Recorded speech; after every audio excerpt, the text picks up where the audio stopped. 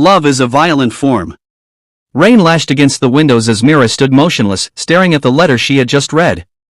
The words bled into one another, but the meaning remained sharp. He was gone. Not in the way one drifts away from a lover, but in the brutal, permanent sense.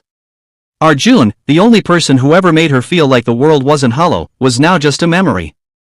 They had never been soft with each other. Love, for them, wasn't candlelit dinners and sweet nothings. It was arguments at midnight, slamming doors, making up through tears and trembling hands. It was passion that clawed and healed at once.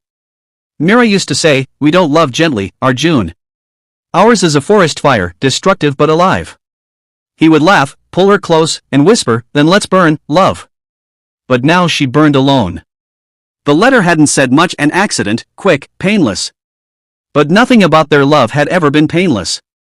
How could it end so quietly? She remembered the first time he confessed his love. They were standing on a bridge during a thunderstorm, shouting over the roar of water and wind.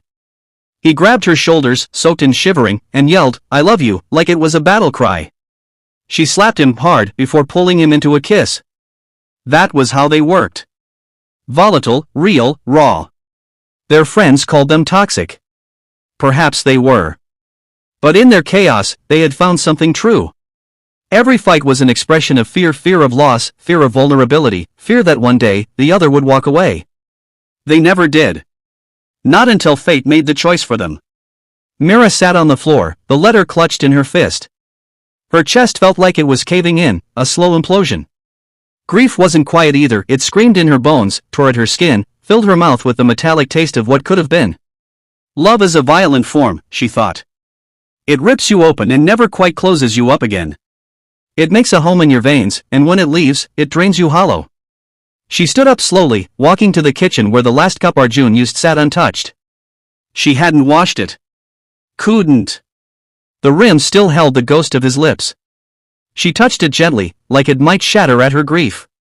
In the mirror above the sink, she saw herself, eyes sunken, lips pressed tight, hair unkempt. She didn't look like a woman in mourning. She looked like a battlefield. Outside, the storm began to fade. The thunder grew distant. She opened the window and let the wind in, hoping it would carry away some of the ache. Arjun once said love was supposed to hurt, otherwise it wasn't real. Mira used to laugh at that. But now, with the silence pressing down and memories clawing at her heart, she knew he was right. Love is a violent form. It doesn't ask for permission. It storms in, wrecks everything, and leaves you changed, forever.